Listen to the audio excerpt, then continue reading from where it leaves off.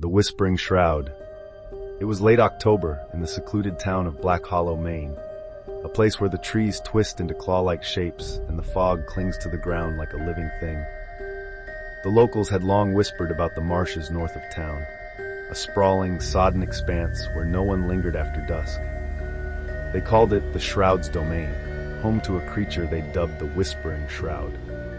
Most dismissed it as superstition, a tale to scare kids from wandering too far. But Clara Evans wasn't one to heed old wives' tales. Clara was a 28-year-old amateur folklorist, armed with a recorder, a flashlight, and an unshakable curiosity. She'd heard the stories.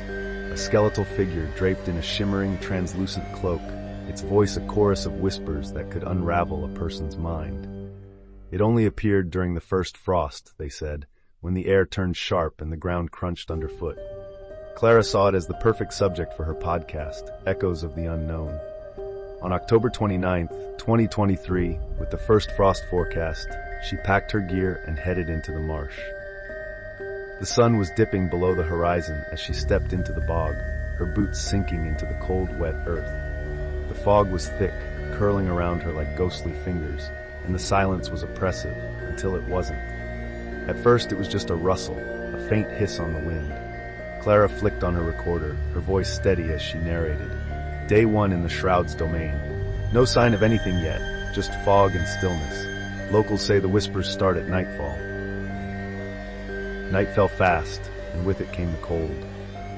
Clara's breath puffed out in white clouds as she pushed deeper, her flashlight cutting through the murk. That's when she heard it, a low, overlapping murmur, like a dozen voices speaking at once, too faint to make out. She froze, heart pounding, and held up her recorder. I think I hear it, she whispered into the mic. It's coming from the east. I'm going to investigate. The whispers grew louder as she moved, a discordant symphony that seemed to seep into her skull. Words began to form. Clara, stay, weave you in. And her flashlight flickered. She spun around, but the fog swallowed everything beyond a few feet. She shouted, her voice trembling now. Who's out there? The whispers answered, mocking her. Who's out there? Out there. Weave you.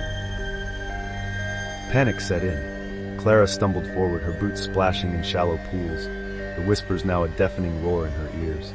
She tripped, dropping her flashlight, and as she scrambled to retrieve it, she saw it, a silhouette in the mist. Tall, impossibly thin, its cloak shimmered like gossamer, rippling as if alive. Hollow eye sockets stared down at her, and its bony fingers twitched, threading the air as if spinning an invisible web. The whispers surged, Clara, yours, ours, forever. She screamed, bolting back the way she came, but the marsh twisted around her. Paths she'd marked vanished, trees loomed where none had been before. Her recorder caught it all, her gasps, her sobs, the relentless whispers promising to weave her soul into the mist. Then, abruptly, the audio cut to static. 3 days later, a search party found Clara's recorder half submerged in a pool of brackish water, 10 miles from where she'd parked her car. Her flashlight, backpack, and coat were scattered nearby, but Clara was gone. When they played the tape, the whispers were still there, looping endlessly, even after the battery should have died. One volunteer swore he heard his own name woven into the chorus, and he quit the search that same day. Black Hollow locked its doors that winter, and the marsh grew quieter, or so they say. But every first frost, the whispers drift into town, faint but unmistakable, calling names no one dares answer. Clara's podcast never aired, but her final recording circulates online, a chilling relic of the Whispering Shroud. Some say she's still out there, her soul stitched into the fog, adding her voice to the chorus that waits for its next listener.